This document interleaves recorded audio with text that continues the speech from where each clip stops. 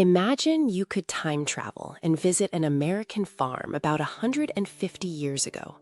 The air is warm, the sky is going soft at the edges, and work is finally slowing down.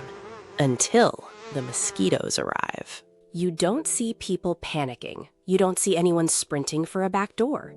What you do see is something that would feel almost shocking today.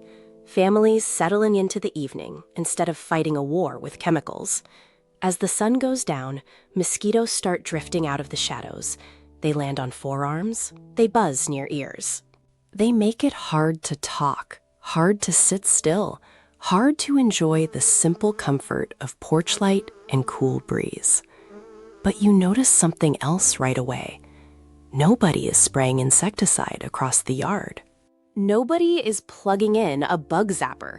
Pest control companies aren't showing up with trucks and hoses, and they certainly aren't treating mosquitoes like an unstoppable force. Instead, they act like the problem has an answer, because in many places, it absolutely did. Before science fully explained mosquitoes, farmers had already learned a key pattern just by paying attention. They knew mosquitoes weren't random. The insects seemed to show up in certain conditions: warm nights, still air, and, most importantly, smell and moisture. And if there's one sensation that stood out on those farms, it wasn't the smell of chemicals. It was smoke. Not a blazing fire, not a dramatic bonfire, a steady, controlled cloud that seemed to change the whole mood of evening outside. People called it different things in different communities, but the idea was consistent. You make a small, smoldering fire that produces thick smoke. You let that smoke drift over the places where people and animals are working or hanging out, and somehow it makes mosquitoes back off. Now, you might be thinking, how can smoke, just smoke, do that? The answer isn't magic. It's biology. Mosquitoes rely heavily on smell to locate people and animals. Your body gives off odors through breath, sweat, and skin chemicals. In a smoky area, that scent trail gets harder to follow. The air carries something else, particles and gases from burning materials, that interferes with the mosquito's ability to find a target. Farmers didn't know the exact chemistry, but they didn't need to. They saw results. So what did they actually do? Picture the scene: a small bucket, a few rough pieces of wood, and whatever dried plants they had nearby. Sometimes it looked almost homemade in the simplest way, something you could build with things you already had on a working farm. The goal wasn't to build a roaring flame. The goal was to keep the fire from burning cleanly. Clean burning makes less smoke. Farmers wanted the opposite. They wanted the fire to smolder and choke the air with thick smoke. To do that, they often covered the flame with damp material, like soggy leaves, damp grass, or even whatever wet and fibrous scraps were available. The damp material didn't put out the fire completely. It slowed it down, forcing the smoke to be heavy and persistent, rather than hot and quick. Old wood became the fuel. Damp leaves became the smoke maker. Rotting logs or weathered branches could help keep it going. In some regions, certain dried plants worked well too, especially local brush and fragrant varieties that farmers already knew how to collect. If you asked a farmer for the recipe, they probably wouldn't give you a single universal list. One community preferred cedar, another might lean on sage. Someone else burned whatever they had: dry yard trimmings after cleanup, dried weeds from the edges of fields, even old plant material gathered during seasonal chores. The exact ingredients varied, but the principle stayed the same. Create a smudge fire that gives you cool, steady smoke instead of fast flames. And timing mattered. Once the air turned evening calm, mosquitoes rose in activity. That was when families started thinking about smoke, before the biting became unbearable. A farmer might light one smudge fire near the porch, where people sat to talk or eat. Another might be set near the barn, because animals weren't just background, they were a huge part of daily life. If you were outside with chores, you didn't want to constantly brush at insects, so smoke might surround the work areas too. Sometimes there were even multiple fires across the farm, one close to the house, one nearer the livestock, one somewhere in the path between the barn and the fields. The point wasn't to fill the whole sky, it was to cover the places mosquitoes would target, places where humans were exposed, and where animals would be standing still long enough to get bitten. And the animals noticed it too. Horses stood quietly while smoke drifted around them. Cattle could settle into the evening rather than constantly shifting and swatting. Farmers often found that when mosquitoes were reduced, animals looked less tense, less bothered, less stressed, more willing to stay where they were meant to stay. That matters because a farm runs on routine. When animals are irritated, work becomes harder. When biting insects add discomfort to everything, even simple chores can turn into exhausting battles. Think about what that means day after day in summer. Mosquitoes weren't only annoying for humans. In large numbers, biting insects can make animals restless, raise stress, and push up energy spent on defense behaviors, like swishing tails and stamping. That translates into real farm problems: less calm feeding, more agitation, slower movement, and more effort needed just to keep everything under control. So anything that reduced mosquitoes wasn't just a convenience, it was practical for the health of livestock and the productivity of the farm. Smoke became part of everyday life during mosquito-heavy seasons, like weather planning.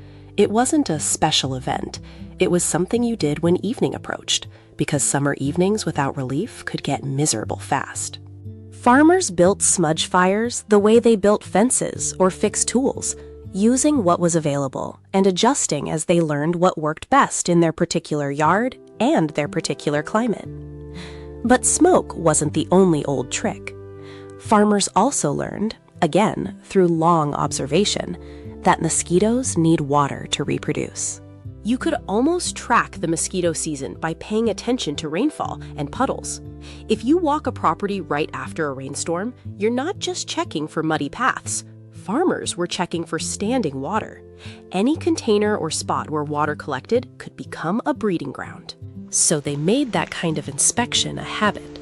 They walked the farm looking for trouble spots: an old barrel that had caught rainwater, a broken bucket left out in the weather, a wagon wheel that held a little puddle in the rim, a low patch of yard where water lingered. Even small amounts mattered, because mosquitoes don't need a lake. They need something steady enough for their life cycle to move forward. Long before anyone explains life cycles in a classroom, farmers knew the pattern. Less standing water meant fewer mosquitoes. That meant farm cleanup wasn't just about looking tidy, it was part of controlling the insect problem at the source. You empty what you can. You tip what's been collecting rain. You secure containers. You keep an eye on the places water likes to hide.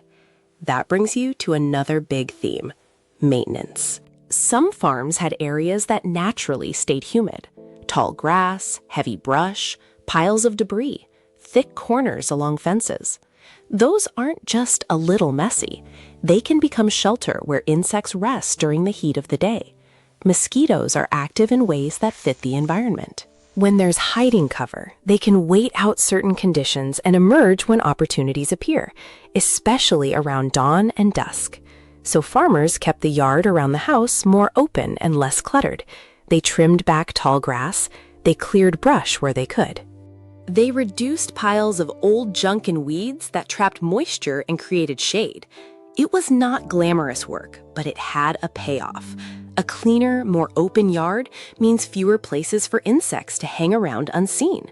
It also makes outdoor space more usable, especially for cooking, sitting, working, and gathering. And if smoke and cleanup weren't enough, many families added one more layer that felt familiar in a different way: strong-smelling plants. Imagine standing near a farmhouse kitchen. The air carries food smells: warm bread, simmering pots, fresh herbs. But the yard might also be full of plants chosen not only for taste, but for scent. Farmers often planted herbs like mint, sage, and lavender close to porches and kitchens. In different regions, people grew what suited their climate and their traditions, but the idea stayed the same. Strong scent can help discourage biting insects. Now, let's stay fair and realistic. Whether every herb works the same for every mosquito species is complicated. But on farms, the belief and the benefit often went together. These plants were useful anyway, great for cooking, easy to maintain, and deeply tied to daily life.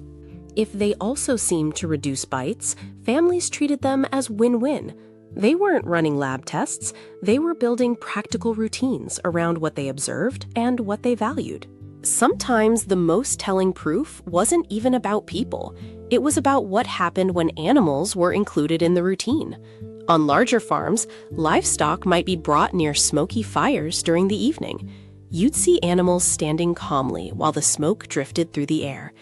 Farmers noticed fewer swarming insects around them, and that meant animals stayed calmer too.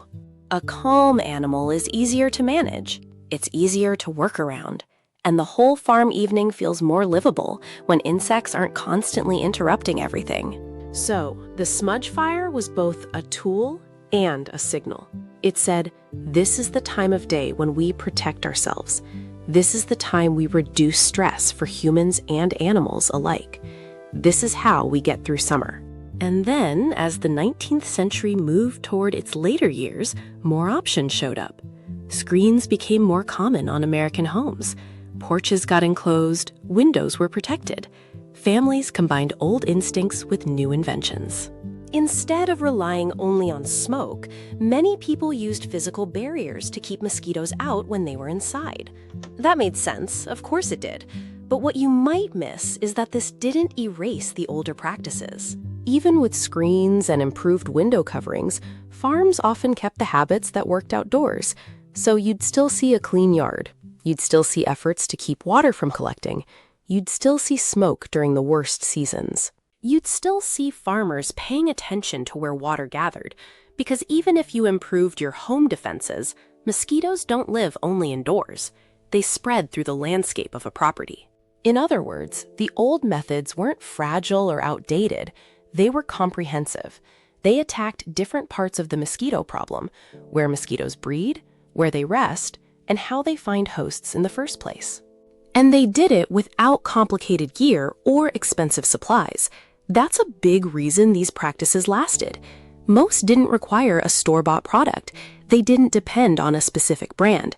They relied on basic materials: damp plant matter, leftover wood, dried herbs, simple cleanup, and basic yard management. A lot of it could be done by the people who already lived and worked there. By the late day hour when mosquitoes were worst, you could handle the problem with hands-on farm knowledge and whatever summer materials were already at your disposal. Now let's connect that to modern science, because it's fascinating how much the old observations match what researchers later confirmed. Today, you know mosquitoes breed in standing water. That's a life cycle step. If water sits, larvae can develop. If you remove or reduce standing water, you reduce mosquito populations over time. That aligns directly with what farmers did after storms, walking the property, spotting barrels, buckets, and wagon rim puddles, and eliminating those breeding spots. Modern science also supports the idea that smoke can disrupt how mosquitoes locate hosts. It's not that smoke is a supernatural force. It's that smoke changes the air, adding particles and odors that make it harder for mosquitoes to track humans and animals effectively. When you reduce the mosquito's ability to find you, biting pressure drops. Farmers didn't need the lab explanations to notice that smoky evenings were often calmer ones. And modern research also emphasizes what farmers already practiced: property maintenance matters. Clean, open yards reduce resting areas. Yard clutter and tall, unmanaged growth can shelter insects. Basic outdoor upkeep, trimming brush, managing moisture, and preventing stagnant water works because mosquitoes need certain environmental conditions to thrive. So when you look at these old farm habits, it feels less like superstition and more like practical ecology, earned by years of paying attention. That might be the real old American trick you keep coming back to. Not a hidden ingredient, not a miracle cure, not a single do this and it's over solution. It's a whole system of common sense actions built from experience. A little smoke when evening gets bad, a little cleanup so water doesn't sit, a little common sense about yard layout and tall, sheltered corners, and an understanding, based on what farmers repeatedly observed, that mosquitoes respond to their environment. These families didn't have laboratories. They didn't have expensive insect products. They had eyes, routines, and the patience to learn from what worked over and over again. Then they passed those lessons along, season after season, so the next generation didn't start from scratch. So what should you remember the next time mosquitoes start taking over your backyard? Try thinking like an old farm family for a moment. Don't treat mosquitoes like they're everywhere all at once. Treat them like they're depending on conditions you can change. Check for standing water near your home, containers, depressions in the yard, anything that collects rain. Keep your outdoor spaces tidy and open so insects don't have easy hiding places. If your evenings are especially tough, remember that smoke, done gently and consistently, was a traditional way families reduced biting pressure without relying on harsh chemicals. You don't have to copy every farm detail from 150 years ago to take the main lesson with you. The lesson is this: simple, low-cost actions, done consistently, can make summer feel livable again. A little smoke, a little cleanup, a little common sense, and a summer evening that's just a bit more comfortable because you're working with nature instead of constantly fighting it.